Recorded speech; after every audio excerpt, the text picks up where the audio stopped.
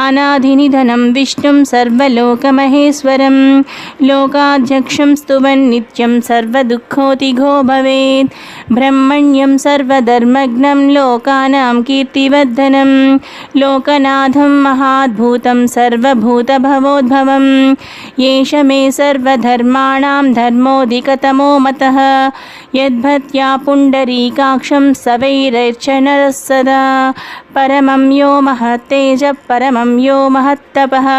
परमं यो महद्ब्रह्म परमं यः परायणं पवित्राणां पवित्रं यो मङ्गलानां च मङ्गलं दैवतं दैवतानं च भूतानां यो व्ययपितः यतः सर्वाणि भूतानि भवन्त्यादियुगागमे यस्मिंश्च प्रलयं यान्ति पुनरेव युगक्षये तस्य लोकप्रधानस्य जगन्नाथस्य भूपते विष्णो